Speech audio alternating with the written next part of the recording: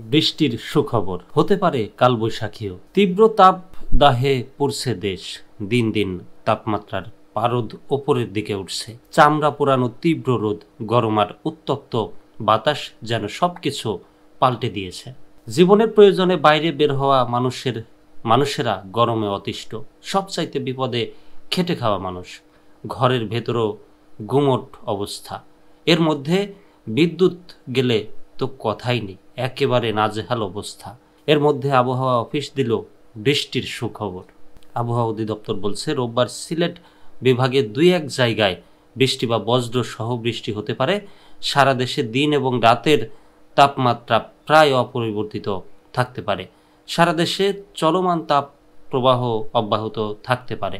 আগামী সোমবার থেকে ধীরে ধীরে গরম কমে আসতে পারে। ওই দিন থেকে বৃষ্টি ও কালবৈশাখীও হতে পারে।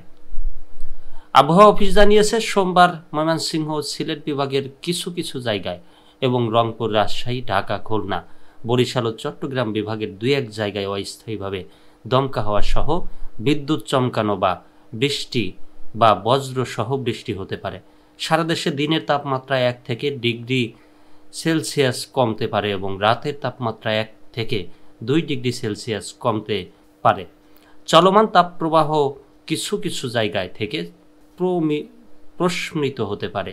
বর্ধিত 5 দিনের আবহাওয়ার অবস্থা সম্পর্কে বলা হয়েছে বৃষ্টি বা বজ্র সহ বৃষ্টিপাতের প্রবণতা অব্যাহত থাকতে পারে এবং তাপমাত্রা কমতে পারে। আবহাওয়াবিদ মোহাম্মদ শাহিনুল ইসলাম জানান, আগামী সোমবার থেকে দেশের বিভিন্ন অঞ্চলে বৃষ্টির সম্ভাবনা রয়েছে। যদি বৃষ্টি হয় তাহলে ধীরে ধীরে তাপপ্রবাহ 18 বা 19 মের মধ্যে কমে আসতে পারে। এই সময়ে কালবৈশাখীরও সম্ভাবনা রয়েছে। এদিকে আবহাওয়াবিদরা জানিয়েছে শনিবার সারা দেশে তাপপ্রবাহের যে বিস্তার হয়েছে তা চলতি বছরে দেখা যায়নি। তবে আগামী সোমবার দিনে 1 থেকে 3 ডিগ্রি সেলসিয়াস এবং রাতে 1 থেকে 2 ডিগ্রি সেলসিয়াস তাপমাত্রা কমতে পারে। আবহাওয়া অফিসের তথ্য অনুযায়ী ঢাকা ও চুয়াডাঙ্গায় চলতি বছরের সর্বোচ্চ তাপমাত্রা প্রবাহিত হচ্ছে। ঢাকা, খুলনা ও রাজশাহী বিভাগে গরম সবচেয়ে বেশি। রোববারও একই রকম তাপমাত্রা প্রভাবিত হবে।